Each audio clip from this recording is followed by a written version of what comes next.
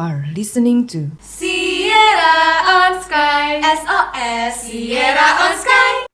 Halo sahabat Sierra, perkenalkan aku Ninis dari Divisi Broadcasting. Nah, pada hari ini tuh aku mau membahas dan berbincang seputar PPKO Hima Sierra yang berhasil lolos ke tahap pendanaan nih. Dan di sini kita udah ada bintang tamu atau narasumber. Boleh nih perkenalkan diri? Halo semuanya, nama gue Fauzan Noval. Gue di sini sebagai ketua dari tim PPKO Hima Sierra. Halo Fauzan. Dan ada siapa lagi nih? Oke, halo semuanya, kenalin nama gue Raffi Asir Amri, biasa dipanggil Raffi atau Asep dari anggota tim PPK Ormawa Hima Sierra. Halo Bang Asep. Oke, pertama-tama mungkin aku mau mengucapkan selamat dulu nih ya kepada tim PPKO Hima Sierra yang berhasil lolos ke tahap pendanaan dan bisa melanjutkan program ke tahap berikutnya. Selamat. Thank you. Alhamdulillah ya. Alhamdulillah. Gimana kabarnya kalian berdua? Apakah baik, sehat sejauh ini, aman? Alhamdulillah sejauh ini masih aman ya, walaupun memang fisik sama mental sudah mulai teruji ya. Dimana emang kita kan mahasiswa IPB kan bentar lagi udah mau UTS. Ya, betul. Terus sekarang juga lagi dikejar laporan buat si program PPKO-nya ini. Lagi hektik-hektiknya ya. Kalau gue alhamdulillah kabarnya baik ya, walaupun sekarang lagi jalanin program PPKO sambil kuliah juga, sambil mau ada kokreasi juga kan untuk mahasiswa semester 7. Jadi ya agak time managementnya agak diuji lah sekarang lah. Jadi agak fisik juga agak lumayan capek gitu. Oke. Tapi mungkin kalau misalnya kita bahas lebih lanjut soal PPKO dari Hima Sierra ini sendiri, gimana sih awal mula terbentuknya tim PPKO ini sendiri? Karena mau tahu banget nih kenapa bisa sampai ada tim ini, terus kenapa juga bisa, bahkan keren banget nih sekarang udah lolos ke tahap pendanaan. Itu gimana sih awal mula terbentuknya gitu? Mungkin boleh gue jelasin dari awal banget. Mungkin kan sebenarnya gue ini di sini juga menjabat sebagai direktur dari divisi community development ya. Nah, emang dari awal gue menjabat sebagai direktur ini emang sudah ada omongan lah atau arahan dari cutting atas, dari kahim gue juga, dan mau nggak lu ikut PPKO Hima Sierra, karena tahun lalu itu Hima Sierra ikut tapi sayangnya nggak lolos sampai tahap pendanaan. Nah, makanya sebenarnya di sini merupakan sebuah apa ya, gue melawan ketakutan gue sendiri gitu. Aduh, takut nih, pertama takut capek kan, karena ya gue nggak sendiri, gue pasti bawa teman-teman dan tim gue sendiri. Gue takut tim gue capek nanti kuliahnya gimana. Cuman dengan adanya semangat dan gue juga merasa didukung dari tim gue sendiri, dari lingkungan sekitar, dari Hima Sierra-nya juga, dan akhirnya ya udahlah terbentuk nih. Kita emang awalnya ya dari anggota divisi community development-nya dulu. Habis itu nggak lama sebenarnya awalnya gue sama Bang Raffi ini gue teman curhat dulu, nanya-nanya, Bang tahun lalu kayak gimana PPKO, terus udah nanya-nanya, akhirnya malah dia pengen ikut masuk tim gitu. Makanya kan emang dia merasa bilang, gue merasa ya udahlah Jan, gue kayaknya gue belum puas dari tahun lalu. Dia juga kan sebenarnya tahun lalu udah ikut, gue belum puas Jan, udahlah gue ikut lagi aja. Oke bang, nggak apa-apa. Ya udah akhirnya ikut, ke-trigger dia pengen join lagi. Terus akhirnya juga kita narik dari beberapa divisi lain, dari ada divisi AM juga, terus kita narik juga dari jurusan lain. Alhamdulillah kita dapat dari jurusan AGH, terus AGB, terus ada juga dari TIN, teknik industri pertanian kayak gitu. Terus akhirnya ya udah terbentuklah satu tim ubaran ini, tim PPKO Hima Sierra yang beranggotakan 15 orang. Kayak gitu. Kalau untuk topiknya sendiri yang diusut atau dirancang itu kira-kira topiknya apa tuh? Oke, jadi kalau dari tim PPK Ormawa Hima Sierra itu tuh untuk pengambilan topik sebelumnya tuh kita lebih menyesuaikan sama kondisi yang ada di Desa Neglasari dulu. Kenapa begitu? Karena ya memang kita untuk cakupannya itu sendiri, Desa Neglasari merupakan desa binaannya divisi community development dari Hima Sierra juga. Jadi kayak kita cari ini permasalahan yang ada di sana, dan ternyata kita nemuin masalah pemanfaatan lahan pekarangan di sana, di mana menurut data monografi desa tahun 2020 itu 97,75% masyarakat Desa Neglasari itu belum memanfaatkan lahan pekarangannya di sektor pertanian maupun sektor lainnya. Sementara kami melihat kalau di situ tuh bisa menjadi salah satu sektor yang dimanfaatkan dan juga bisa menjadi sebuah nilai juga gitu di sana. Dan setelah adanya permasalahan utama di situ, pemanfaatan lahan pekarangan, lalu kita juga coba ngadain survei kecil-kecilan waktu penjajakan. Jadi kayak di situ kita cari tahu nih kira-kira untuk pemanfaatan lahan pekarangan tuh kita riset dulu nih apa yang cocok kan, terus ada beberapa pilihan, ada kayak tanaman obat, ada hortikultura, tanaman hias, dan dari survei penjajakan awal itu tuh kita menemukan kalau misalnya minat masyarakat Desa Neglasari itu lebih ke arah tanaman obat keluarga atau toga, di mana kalau untuk topiknya itu sendiri dari PPKO-nya itu namanya Kampung Konservasi Toga.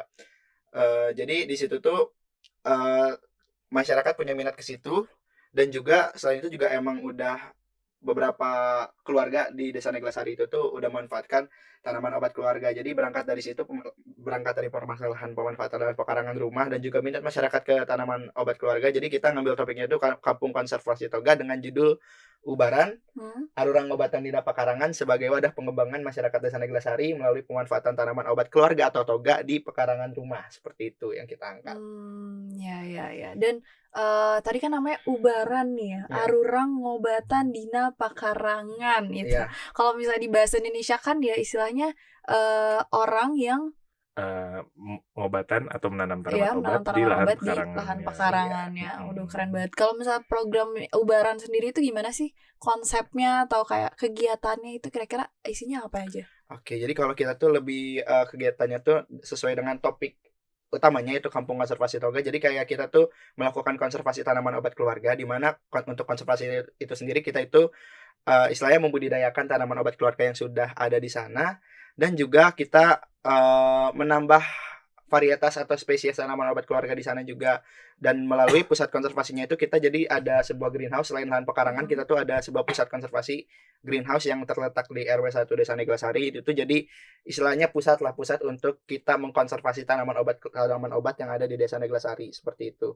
Nah, selain itu juga itu jadi salah satu inovasi dari kami juga buat pembentukan pusat konservasi toga di Desa Neglasari. Sama selain itu juga kita membentuk sebuah komunitas, di mana komunitas ini tuh jadi kader lingkungan gitu buat kita menjalankan program di sana, kader lingkungan untuk mengajak masyarakat lainnya untuk turut serta membudidayakan tanaman obat. Karena sebelumnya juga kita udah ngadain beberapa pelatihan juga, dari mulai pelatihan gimana sih cara buat media tanaman untuk toga yang baik, cara penanamannya gimana, perawatannya gimana, nanti produksinya gimana, panennya gimana. Itu juga kita berikan juga pelatihannya, dan kebetulan udah berjalan juga beberapa pelatihannya seperti itu. Jadi ya untuk ditanya fokus utamanya itu apa, ya yaitu tadi balik lagi konservasi tanaman obat keluarga dan mengajak juga masyarakat Desa Neglasari untuk memanfaatkan tanaman obat keluarga di pekarangannya rumah masing-masing, yang menjadi sebuah nilai tersendiri buat mereka, bisa dalam kesehatan, bisa juga untuk ekonomi, mungkin harapan besarnya nantinya seperti itu. Jadi memang fokusnya bukan cuma di tanaman obat dan keluarganya sendiri, tapi juga fokus ke masyarakatnya. Jadi kayak istilahnya ajakan untuk masyarakatnya sendiri mau untuk ikut menanam tanaman obat keluarga tersebut. Iya, kan sesuai mayor kita ya. Iya, betul. SKPM, Pengembangan masyarakat. Jadi ya mau apapun topiknya tetap balik lagi kita ke pengembangan masyarakat. Iya, itu kayak gimana betul, sih betul, strateginya. Nah, mau tahu juga nih, kepo banget. Kenapa sih dari sekian banyak desa di either itu lingkungan kampus ataupun dimanapun itu, kenapa kalian pilih Desa Neglasari nih? Mungkin ya emang kalau dari izin jawab ya. Yeah. Kalau emang dari kenyataannya Desa Neglasari ini kan sudah merupakan desa binaan dari Himasyara ya selama 5-6 tahun ke belakang, dan kami memang lihat awalnya ini selama ini kegiatan kita di Desa Neglasari ini hanya berfokus di satu RW, yaitu di RW 6 kayak gitu. Nah, makanya pas kemarin kita memilih ayo di Desa Neglasari, tapi kayaknya udah terlalu terfokus deh di RW 6. Tadi makanya ada sempat omongan kita mau pindah atau kita mau cari POV baru nih dari RW lain kayak gitu. Makanya setelah beberapa kali dirundingkan dan akhirnya hasil dari penjajakan, ternyata masih ada nih RW yang belum tersentuh dan masih bisa menjadi potensi untuk kita bina gitu. Makanya alhamdulillah kemarin kita tetap memilih di Desa Neglasari, tetapi fokusnya berbeda. Kita pada kali ini mencoba untuk memfokuskan ke satu desa, tidak hanya di satu RW,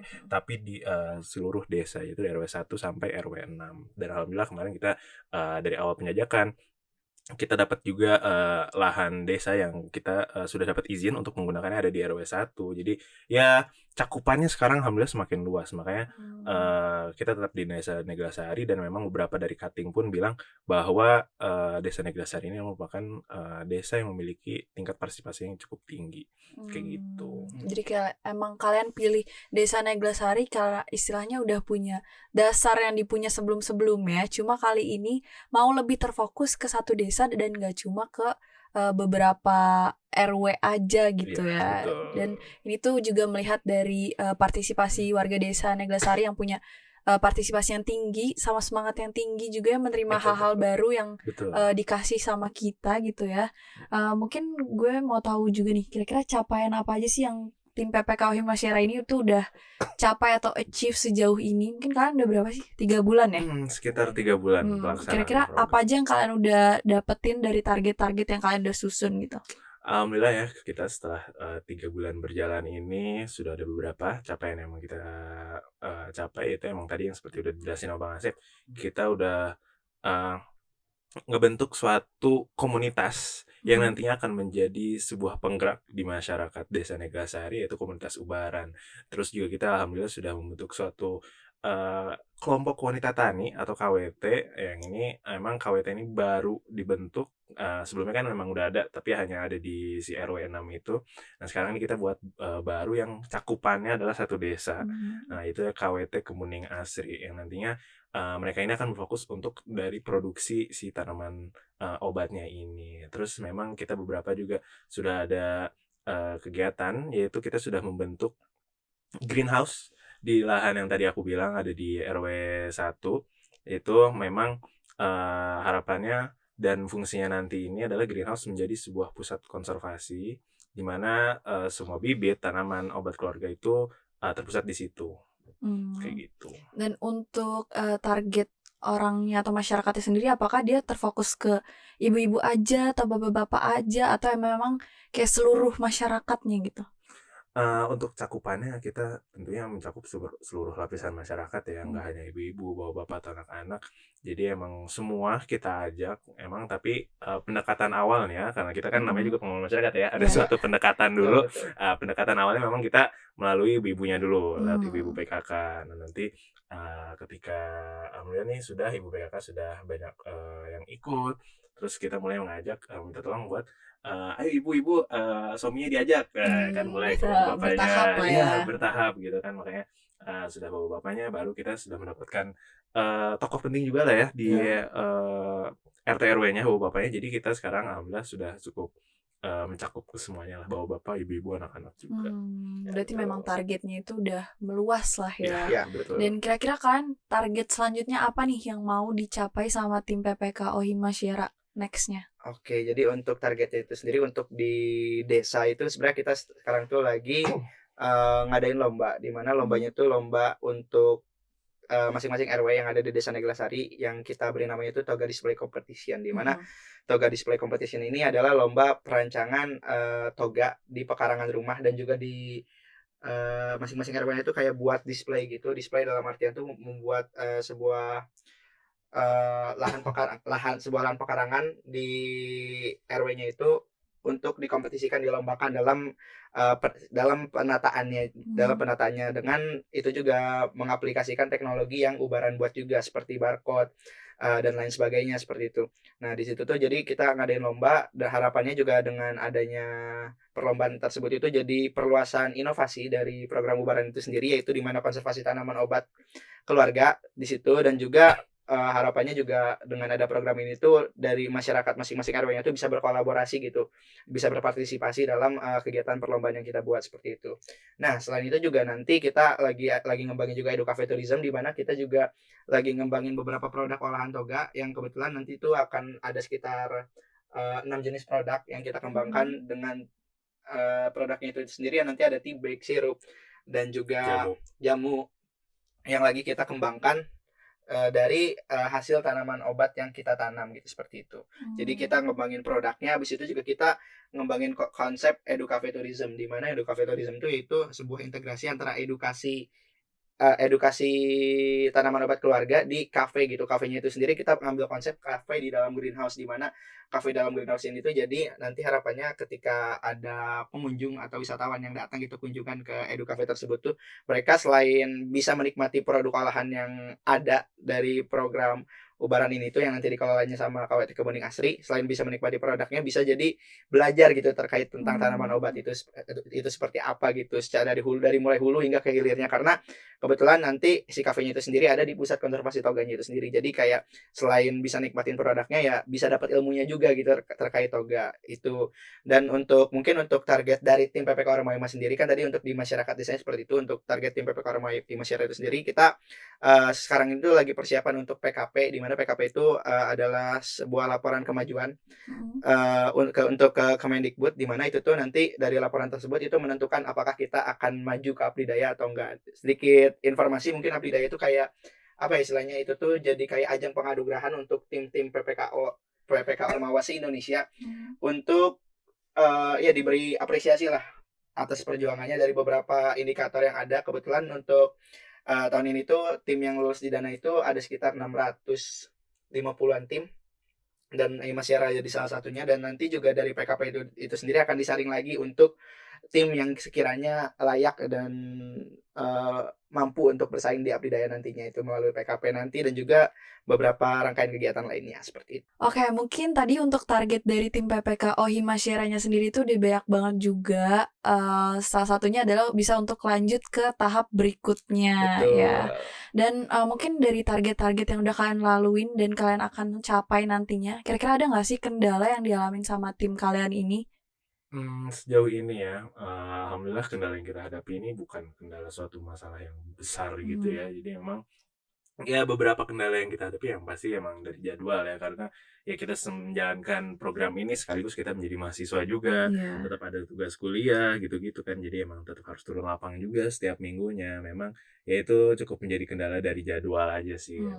Makanya dari itu kita ngatasinnya itu ya kita ada pembagian jadwal, ada jadwal turun lapang, minggu ini siapa nih yang turun lapang, minggu depannya siapa. Jadi memang itu untuk membagilah semuanya rata gitu, walaupun mereka punya kesibukan masing-masing, tapi semuanya tetap bisa terus melanjutkan program ini. Terus memang ada beberapa lagi kendala yang jika berhubungan dengan masyarakat ini memang kita kendala lebih di jadwal juga. Jadwal kayak kemarin nih kita mau ngadain pembelajaran pertama itu kita ngadain kan. Kalau untuk di desa tuh Desa Neglasari ini mereka biasanya ngadain kalau nggak hari Sabtu atau Minggu ya. Nah kemarin kita hari pembelajaran 1 itu kita ngadainnya hari Sabtu. Nah terus adalah komen dari ibu-ibu, Dek kalau ngadain kegiatan hari Minggu aja, soalnya kalau hari Sabtu suka ada yang masih sekolah, ngantar sekolah atau apa gitu. Terus ya udah minggu depan ya kita ngadain hari Minggu. Terus ada lagi yang komen, Dek kayaknya minggu depan hari Sabtu aja deh, soalnya hari Minggu hari keluarga, ibu-ibunya pada masak, pada sama keluarganya gitu. Ya jadi itu doang sih emang beberapa kendala yang oh iya berarti emang harus lebih ada penyesuaian lebih lah gitu, janjian jadwalnya atau kegiatannya kayak gitu aja sih mungkin kendalanya. Berarti mungkin kendalanya ya udah lebih ke penyesuaian dari tim kitanya ke masyarakatnya sendiri. Kalau misalnya untuk koordinasi ke masyarakatnya itu ada kendala nggak? Kayak susah nggak masyarakatnya dikasih tahu atau koordinasinya gitu, nggak ada?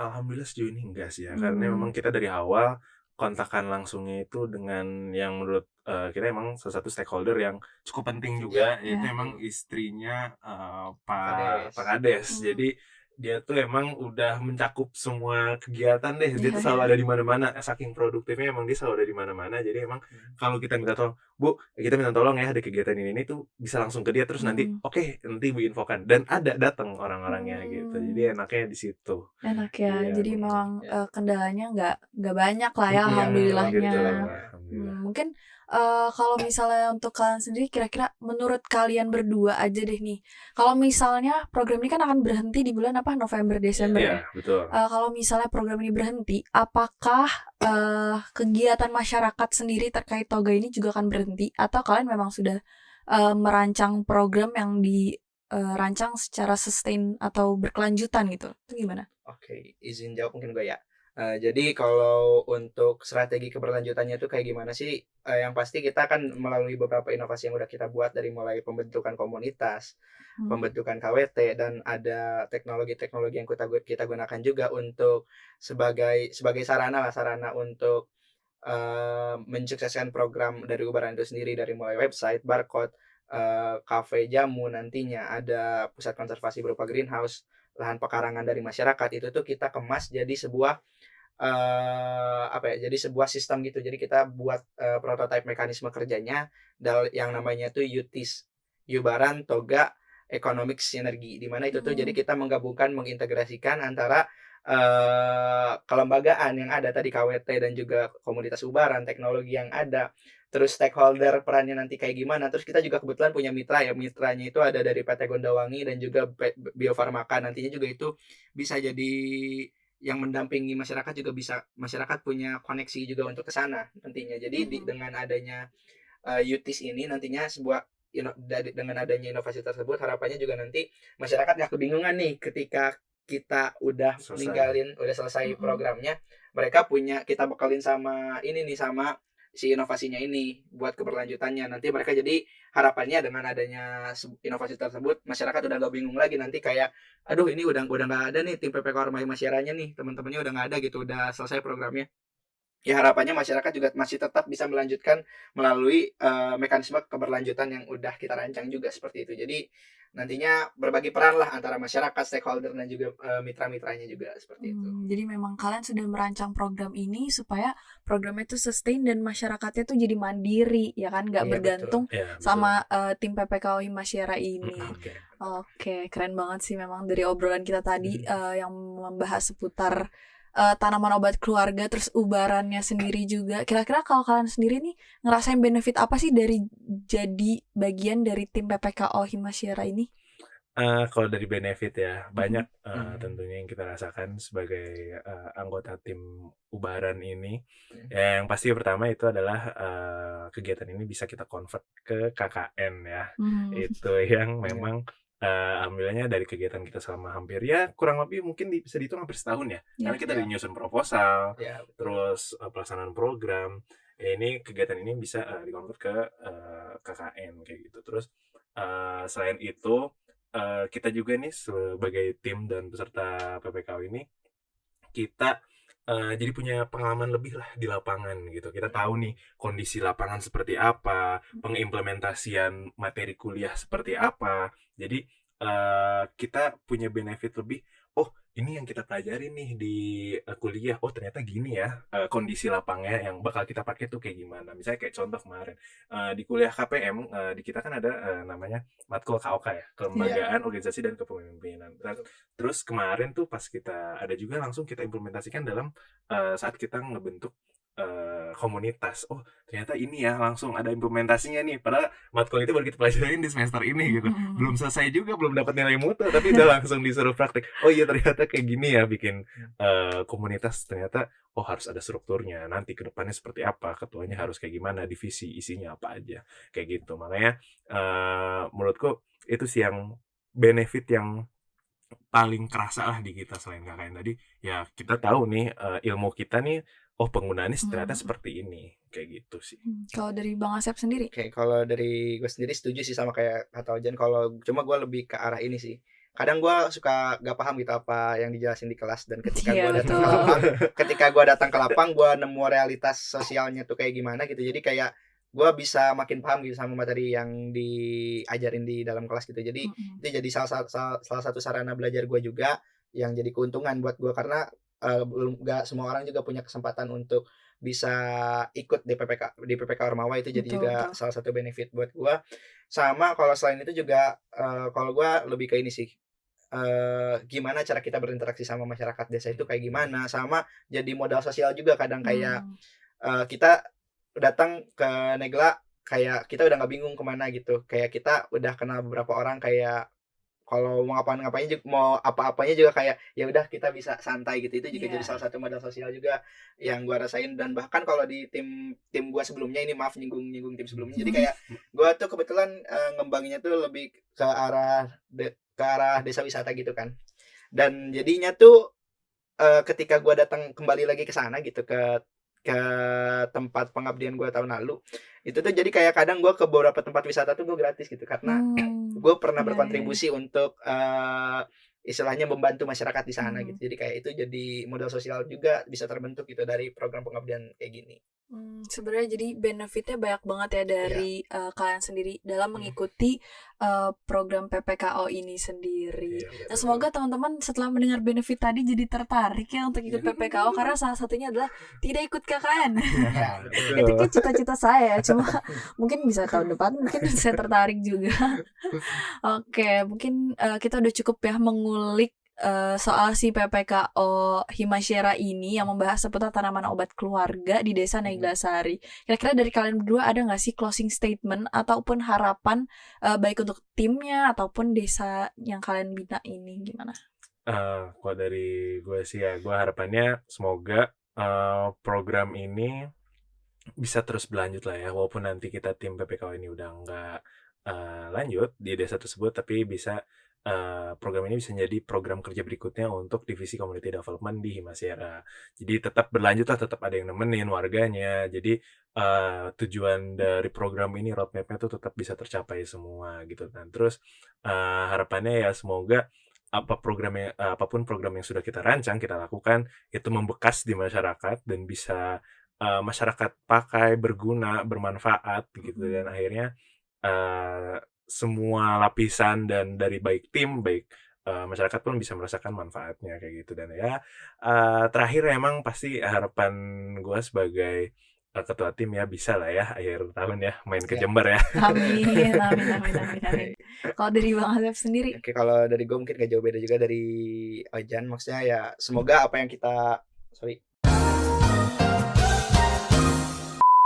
semoga apa yang kita lakuin di Desa Neglasari juga itu bisa berdampak buat masyarakat di sana juga, dan dengan dibuatnya podcast ini juga tentunya bisa nge-trigger juga sahabat Siara yang lainnya juga untuk ikut turut serta juga dalam program-program pengabdian lainnya, karena program pengabdian juga nggak cuma PPKO, ada banyak program lainnya juga. Jadi ditunggu juga nanti peran-peran dari sahabat Siara buat ke program-program pengabdiannya, dan semoga juga bisa menginspirasi ya obrolan kita pada sore hari ini. Iya, betul. Seperti itu, dan ya minta doanya juga mungkin buat teman-teman semua supaya nanti kita satu tim bisa lanjut ke tahap berikutnya dan bisa berjuang lagi untuk di tahap berikutnya, yaitu di Jember nanti bulan Desember nanti.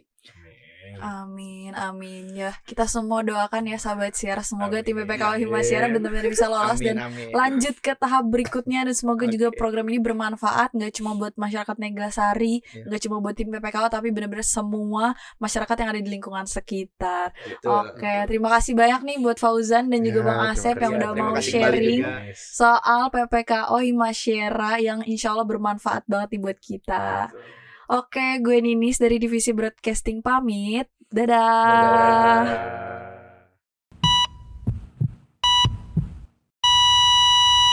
Thank you for listening us. Share this podcast to your friends.